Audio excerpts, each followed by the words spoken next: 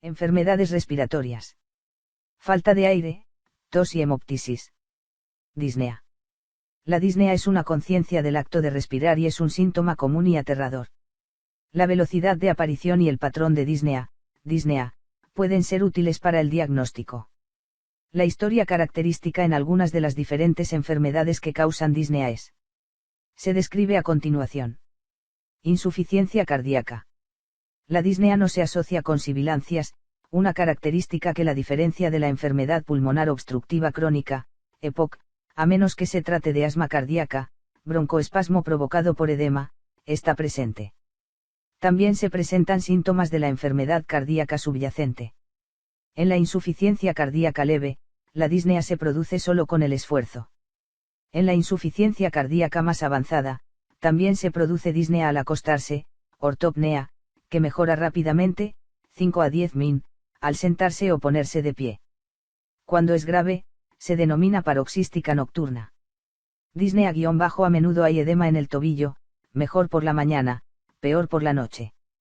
Enfermedad de las vías respiratorias. Esto resulta en una sibilancia cuando se queda sin aliento. En la EPOC, la disnea con el esfuerzo se desarrolla progresivamente a lo largo de los años, a menudo 5 años. Los pacientes a menudo también tienen bronquitis crónica, tos matutina productiva 3 meses/año durante 2 años en sucesión. En el asma, los pacientes son normales entre los ataques. Las sibilancias pueden ser provocadas por el ejercicio, el polen, y, por lo tanto, ser estacionales, los fármacos, especialmente aspirina o bloqueadores, o las emociones. Los síntomas pueden empeorar por la noche, cuando puede ocurrir una tos seca. Los síntomas nocturnos en el asma, a diferencia de los de la insuficiencia cardíaca, mejoran lentamente, 30 min, o no mejoran al sentarse o ponerse de pie. Infecciones del tracto respiratorio. La fiebre y la tos productiva son características de las infecciones de las vías respiratorias. El dolor de garganta ocurre en las infecciones del tracto respiratorio superior. En neumonía, malestar general, fiebre y malestar, es común y puede ocurrir dolor torácico pleurítico. Embolia pulmonar. La embolia pulmonar se presenta de inicio súbito, es decir, disnea instantánea, en personas predispuestas, inmóviles, obesos, anticonceptivos orales, postoperatorios, cáncer. Puede ocurrir dolor torácico pleurítico. Neumotórax. El neumotórax se presenta con dolor torácico de inicio repentino, a menudo de naturaleza pleurítica, con disnea. El diagnóstico se realiza a partir de la exploración física y la radiografía de tórax. Enfermedad del parénquima pulmonar. La enfermedad del parénquima pulmonar, neumonitis/fibrosis intersticial, se presenta con dificultad para respirar con el esfuerzo y, con la enfermedad avanzada, en reposo sin sibilancias asociadas. La disnea, a diferencia de la insuficiencia cardíaca, no depende en gran medida de la postura. El examen y la radiografía de tórax suelen ser diagnósticos. Obesidad. Si es grave, la obesidad puede causar disnea, tanto al esfuerzo como al acostarse, ortopnea, provocada por la inmovilización diafragmática. La embolia pulmonar, la insuficiencia cardíaca y la apnea obstructiva del sueño son todas más frecuentes en personas obesas. Desacondicionamiento físico. El desacondicionamiento físico es una causa potente de disnea y, a menudo, exacerba la disnea como resultado de otras causas. Es importante destacar que la mayoría de las disneas patológicas mejoran en cierta medida con el acondicionamiento físico. Esto es útil terapéuticamente, rehabilitación. Causas más raras de disnea. Hay 2 causas mucho más raras de disnea. Falta de aire equivalente a la angina, especialmente en personas con diabetes, a veces se experimenta como falta de aire en lugar de dolor en el pecho. Por lo general, esto es causado por insuficiencia coronaria grave. Enfermedad arterial. La insuficiencia respiratoria puede deberse a una enfermedad neuromuscular, como una enfermedad de las neuronas motoras, o estar relacionada con la obesidad, síndrome de Pickwick. El examen físico suele revelar la causa y los gases sanguíneos muestran insuficiencia respiratoria tipo 2. Causas psicológicas de la disnea. También puede ocurrir dificultad para respirar por razones psicogénicas, hiperventilación. El paciente se queja de que es incapaz de llenar el pecho. El hormigueo perioral asociado es un síntoma específico. La hiperventilación responde a la respiración en una bolsa de papel. Cuidado, muchos pacientes sin aliento por enfermedad orgánica están asustados y parecen ansiosos. Suponga que la disnea dentro de un hospital es el resultado de una enfermedad orgánica a menos que exista evidencia incontrovertible de lo contrario. Clasificación de la gravedad de la disnea. Aunque hay muchas formas de clasificar la gravedad de la disnea crónica, por ejemplo, gases en sangre, volúmenes pulmonares, consumo máximo de oxígeno, etc., la más útil es la capacidad de ejercicio del paciente a su ritmo habitual, sin parar, él o ella puede caminar 50 m, un cuarto de milla o varias millas. Este es el parámetro clave para comprender el impacto de la enfermedad y la gravedad / extensión de la patología subyacente. Examen físico. Las siguientes son pistas útiles para el diagnóstico en la disnea grave. En pacientes con disnea de esfuerzo sola, los signos pueden ser sutiles y el diagnóstico se basa en la historia y las investigaciones. Calor de la piel, en la disnea cardíaca, insuficiencia del ventrículo izquierdo LV, embolia pulmonar grande, derrame pericárdico, la piel está fría y puede estar sudorosa, mientras que en la EPOC la mayoría de los pacientes tienen la piel caliente con un pulso saltante. La fiebre puede indicar una infección del tracto respiratorio. Ritmo cardíaco, la falta de aire severa por cualquier causa aumenta el ritmo cardíaco. Tanto en la insuficiencia del BI como en el asma, se puede utilizar como una guía minuto a minuto de la gravedad de la afección y el efecto del tratamiento. Ritmo cardíaco.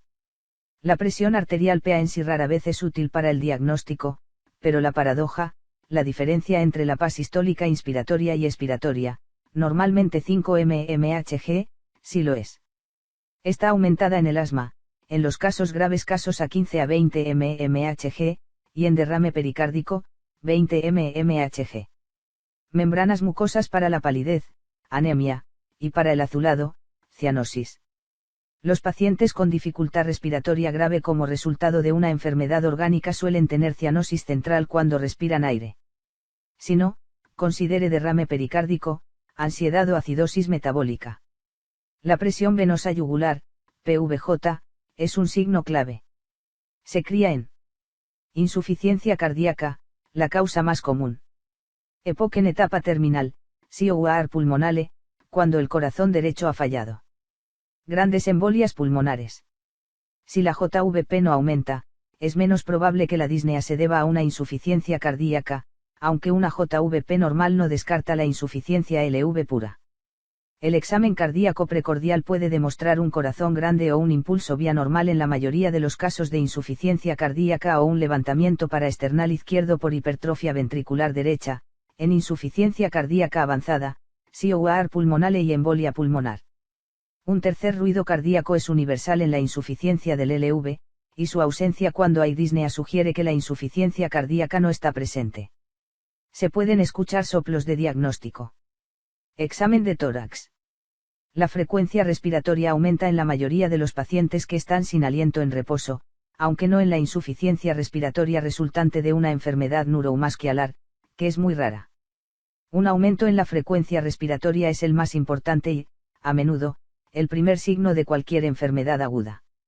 Hiperinsuflación, una distancia reducida entre la escotadura external y la tráquea, tórax en tonel, indica atrapamiento de aire en los pulmones, generalmente como resultado de una enfermedad de las vías respiratorias, EPOC o asma aguda. En los derrames pleurales se produce una resonancia pétrea sorda a la percusión. Sibilancias, ver capítulo 20. Las crepitaciones, si son húmedas, a menudo son causadas por una infección, por ejemplo, neumonía, o líquido, por ejemplo, insuficiencia cardíaca, y si son secas, a menudo indican fibrosis pulmonar. La respiración bronquial indica consolidación, generalmente neumonía. Investigaciones. Las investigaciones se dirigen hacia la causa más probable, pero siempre incluyen radiografía de tórax, esta es la investigación clave en la disnea, y siempre está indicada. A menudo puede que no muestre la causa, pero igualmente a veces puede permitir que se haga un diagnóstico sorprendente. Electrocardiograma, ECG, de nuevo, una prueba clave. Un ECG completamente normal disminuye sustancialmente la posibilidad de que haya insuficiencia cardíaca. Espirometría, obligatorio, a menos que otro diagnóstico sea obvio. Hemoglobina. Las siguientes pruebas ayudan en situaciones específicas. Gases en sangre, generalmente en reposo, a veces durante el ejercicio. Pruebas de función pulmonar más detalladas, incluidas medidas de intercambio de gases, por ejemplo, factor de transferencia de monóxido de carbono. Tomografía computarizada TC. La TC espiral es útil para el diagnóstico de embolia pulmonar y la TC de corte fino de alta resolución para muchas enfermedades pulmonares intersticiales. Los cortes expiratorios pueden revelar atrapamiento de gas debido a la enfermedad de las vías respiratorias pequeñas. Ventilación/perfusión, V-Q-, exploración para diagnosticar una embolia pulmonar, aunque muchas unidades ahora están cambiando a angiografías pulmonares por TC, ya que no solo diagnostican/excluyen la embolia pulmonar, sino que también pueden mostrar otras enfermedades relevantes, como el enfisema. Ultrasonografía cardíaca. El péptido natriurético cerebral es una pequeña molécula peptídica que, a pesar de su nombre, es liberada por las aurículas en respuesta al estiramiento. Un nivel normal significa que es muy poco probable que los síntomas se deban a una insuficiencia cardíaca. Un nivel muy elevado significa que es probable que los síntomas se deban a una insuficiencia cardíaca. Un aumento leve o moderado significa que los síntomas pueden deberse a una insuficiencia cardíaca. En otras palabras, esta prueba es más útil para excluir la insuficiencia cardíaca. También es útil en el seguimiento de la respuesta al tratamiento en aquellos que se sabe que tienen insuficiencia cardíaca. Estas pruebas son ocasionalmente útiles. Prueba de ejercicio cardiopulmonar. Se utiliza antes de una cirugía mayor para evaluar la aptitud para la anestesia y para investigar la disnea sin pistas clínicas sobre la causa. ECG de ejercicio para determinar si hay isquemia miocárdica y para documentar la capacidad de ejercicio de manera objetiva. Pruebas de cardiología nuclear, que son más sensibles que las pruebas de esfuerzo estándar para determinar la presencia de isquemia miocárdica. Se inyecta un isótopo radiactivo en reposo y posteriormente tras el ejercicio, o un vasodilatador coronario. El isótopo es absorbido por corazones sanos a un ritmo proporcional al flujo sanguíneo. El estudio de reposo permite el diagnóstico de infarto de miocardio previo, el estudio de estrés la presencia de corazón isquémico. Cateterismo cardíaco, para medir las presiones intracardíacas y realizar una angiografía coronaria. Tratamiento. El tratamiento es para la afección subyacente, véanse los capítulos correspondientes. La hiperventilación se trata con tranquilidad, ejercicios respiratorios relajados y fomento de la forma física. Tos. La tos es una expiración forzada refleja contra una glotis inicialmente cerrada. La expiración explosiva es un mecanismo protector para el pulmón, limpiando el pulmón de sustancias nocivas. Puntos clave. La infección del tracto respiratorio superior es, con mucho, la causa más común. Si la radiografía de tórax es normal, el 90% de los pacientes con tos crónica, duración 6 semanas, tienen asma, enfermedad por reflujo gastroesofágico, ERG, o rinosinusitis. Tratamiento empírico del asma. Ibarra o ERG a menudo es útil porque la tos puede ser el único síntoma y los dos pueden coexistir. La tos persistente en un fumador plantea la posibilidad de carcinoma bronquial. Epidemiología. Extremadamente común. La prevalencia está entre el 5% y el 40%. Puede indicar una patología subyacente grave, pero normalmente de poca importancia, que no justifica una investigación. Diagnóstico diferencial. Tos aguda, 3 semanas. Infección viral de las vías respiratorias superiores, la causa más frecuente es la faringitis/rinitis asociada. Otras infecciones agudas, neumonía y exacerbaciones infecciosas de la EPOC. Cuerpo extraño, antecedente de atragantamiento y aparición súbita. Tos crónica, 6 semanas. Carcinoma bronquial, fumador, pérdida de peso, hemoptisis. Asma, atopia, sibilancias, dificultad para respirar, síntomas nocturnos, pico de flujo variable. ERG, ardor de estómago, síntomas al cambiar de postura, a menudo ausentes por la noche. Rinosinusitis, cefalea, obstrucción nasal, goteo posnasal. Bronquiectasias, acropaquias, abundante producción de moco, sibilancias. Enfermedad pulmonar parenquimatosa difusa, acropaquias, disnea. Fármacos, bloqueadores, inhibidores de la enzima convertidora de angiotensina, ECA. Tabaquismo, el 50% de los que fuman 20/día tienen tos persistente. Investigaciones. Una nueva tos que dure 6 semanas sea causada por una enfermedad grave que requiera investigación y tratamiento. Las características clínicas a menudo sugieren el diagnóstico, como enfermedad pulmonar intersticial, EPOC o bronquiectasias. Radiografía de tórax, si la tos es crónica o el paciente fuma, puede revelar infección, neoplasia o enfermedad pulmonar difusa. Espirometría para diagnosticar la obstrucción del flujo de aire. La monitorización del flujo máximo puede ser útil para evaluar el asma. La TC se usa para clasificar tumores o para diagnosticar enfermedades pulmonares difusas. La broncoscopia se usa para extraer un cuerpo extraño o para el diagnóstico de tumores en tejidos. La monitorización del pH esofágico se usa ocasionalmente para diagnosticar la enfermedad por reflujo. En pacientes con tos crónica y radiografía normal, el tratamiento empírico secuencial con esteroides inhalados, el tratamiento antirreflujo y el tratamiento de la rinosinusitis proporcionarán una cura en un porcentaje significativo de pacientes. Hemoptisis. La hemoptisis es la tos con sangre de los pulmones. Causas. La hemoptisis menor es común, a menudo relacionada con una infección del tracto respiratorio. Esto se resuelve rápidamente y no requiere más investigación. Es más probable que la hemoptisis que persiste indique una patología grave subyacente.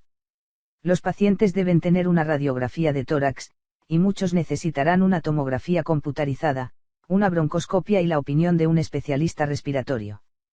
Enfoque clínico. Debe investigarse la hemoptisis que persiste durante más de 2 semanas, ver tabla 19.2. Un historial de tabaquismo, pasado o presente, plantea la posibilidad de carcinoma de pulmón y se debe suponer que todos los pacientes mayores de 40 años que fuman tienen cáncer de pulmón hasta que la investigación demuestre lo contrario. La patología grave es más común con el aumento de la edad. Los síntomas o signos clínicos asociados pueden apuntar hacia un diagnóstico específico. Investigaciones de rutina. Radiografía simple de tórax, hemograma, para anemia por sangrado o enfermedad crónica, perfil de coagulación. Bioquímica renal porque algunas enfermedades producen hemorragia pulmonar e insuficiencia renal, los llamados síndromes pulmonarrenales, por ejemplo, enfermedad de Goodpasture, granulomatosis de Wegener. Bioquímica hepática para evidencia de enfermedad metastásica. Las investigaciones especiales incluyen CT de alta resolución, HRCT, del tórax y broncoscopia. Estos juntos logran un diagnóstico en 90% de los pacientes. Administración. La clave es encontrar el diagnóstico subyacente y tratarlo adecuadamente, o excluir una enfermedad grave. La mayoría de las hemoptisis son leves o autolimitadas, aunque en ocasiones el sangrado puede ser intenso e incontrolable. Debe corregirse cualquier coagulopatía. Los medicamentos antifibrinolíticos pueden ayudar. En la hemoptisis masiva, la broncoscopia permite identificar y tratar localmente el punto sangrante.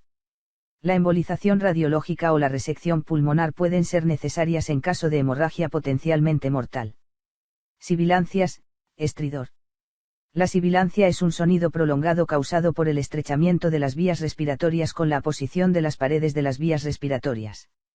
El sonido se produce por la vibración de las paredes de las vías respiratorias y los tejidos.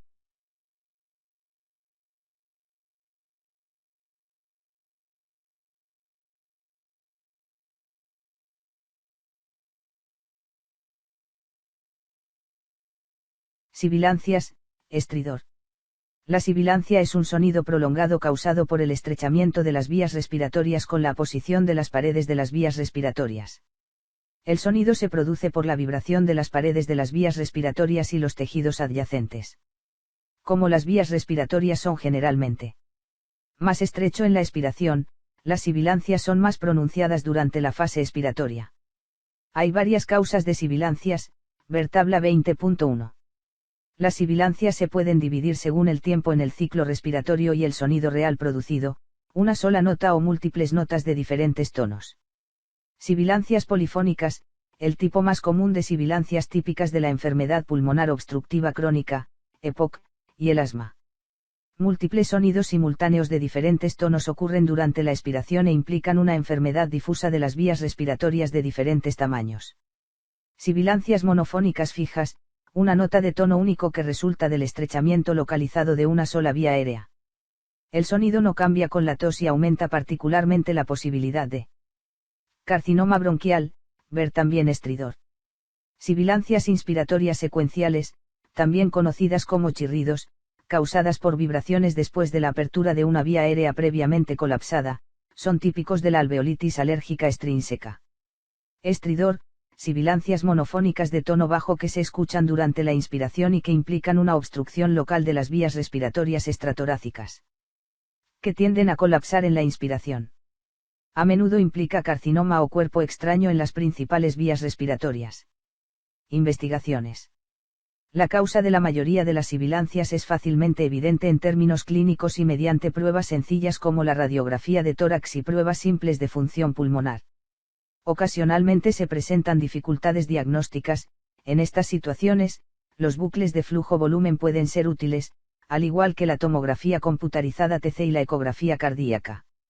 Derrame pleural. Definición. Una colección de líquido en el espacio pleural. Si el derrame está infectado, se llama empiema. Si se relaciona con neumonía, se denomina derrame paraneumónico. Introducción. El derrame pleural es un problema común. La pleura parietal normal produce líquido que es reabsorbido por la pleura visceral. Ya sea una producción excesiva de líquidos, por ejemplo, como resultado de una inflamación, o la reabsorción alterada conduce a una acumulación de líquido. Un derrame debe ser al menos de tamaño moderado antes de que produzca síntomas de dificultad para respirar. Enfoque clínico. La presentación más común es con disnea. La inflamación pleural puede causar dolor y los derrames grandes pueden causar tos. Los signos clínicos son de expansión reducida, matidez pétrea y sonidos respiratorios y resonancia vocal reducidos. Los derrames 500 ml son difíciles de detectar clínicamente. La radiografía de tórax mostrará embotamiento del ángulo costofrénico en colecciones pequeñas y cambios más extensos en presencia de derrames más grandes. Los derrames grandes son más comúnmente el resultado de malignidad. Investigaciones. La principal distinción que se debe hacer para determinar la causa de un derrame es entre contenido proteico alto y bajo, ver figura 21.1, es decir, exudados y trasudados. Si se sospecha infección pleural, se debe medir el pH del líquido, pH 7,2 sugiere derrame paraneumónico complicado o empiema, que solo se resolverá con drenaje pleural. También se debe enviar líquido para bioquímica, lactato deshidrogenasa, LDH, alta en derrames y exudados reumatoides y estimación de proteínas, microbiología para cultivo y citología. Administración. Tratamiento de la condición subyacente, particularmente para trasudados.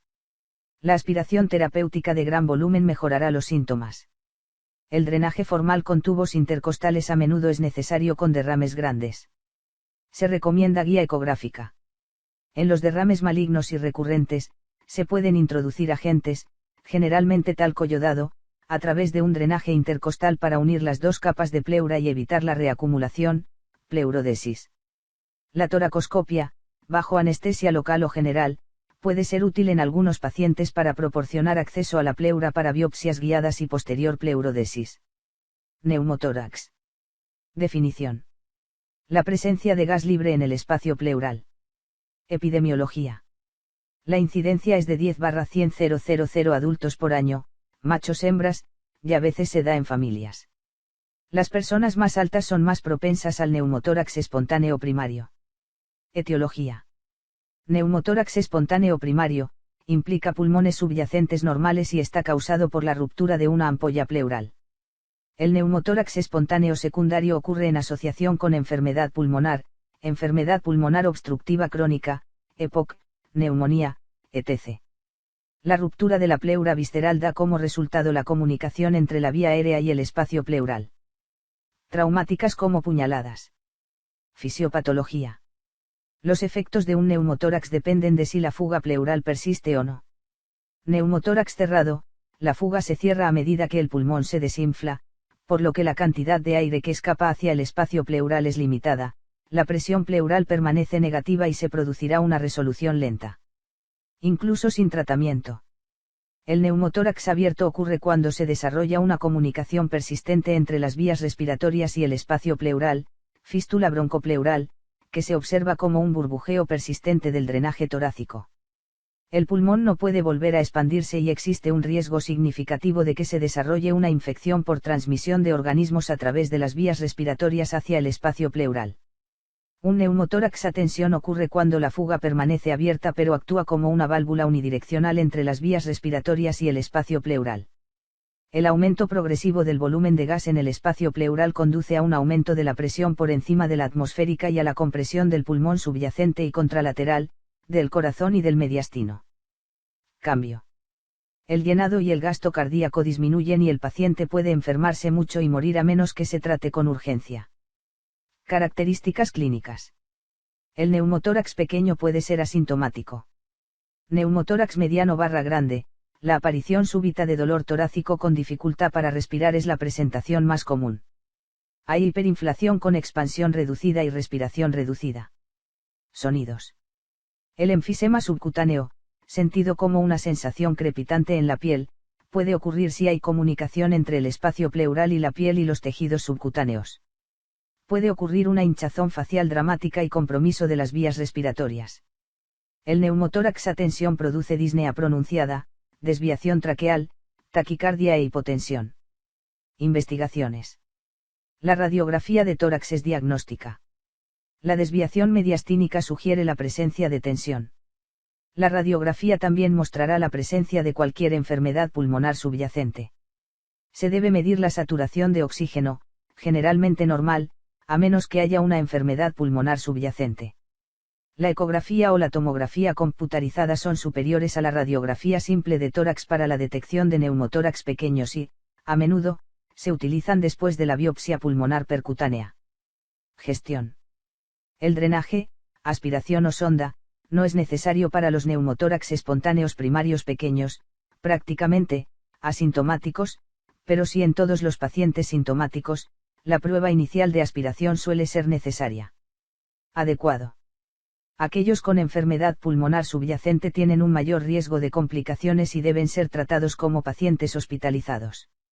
El neumotórax a tensión es una emergencia médica y requiere atención inmediata. Tratamiento. El tratamiento quirúrgico, con abrasión pleural o pleurectomía para obliterar el espacio pleural, se utiliza para los neumotórax que no se resuelven después del drenaje con sonda y para los neumotórax recurrentes.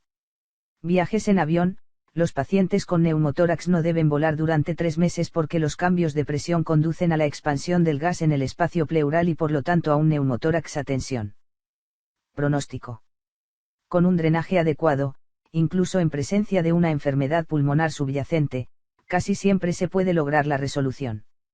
Después del neumotórax espontáneo primario, el 30% de los pacientes tienen un nuevo episodio dentro de los 5 años. Después de un segundo episodio, la tasa de recurrencia se eleva por encima del 50%, por lo que se recomienda la pleurodesis quirúrgica. Suele recomendarse. La recurrencia es extremadamente inusual después de la pleurodesis. Enfermedades respiratorias. Falta de aire, tos y hemoptisis. Disnea. La disnea es una conciencia del acto de respirar y es un síntoma común y aterrador. La velocidad de aparición y el patrón de disnea, pueden ser útiles para el diagnóstico.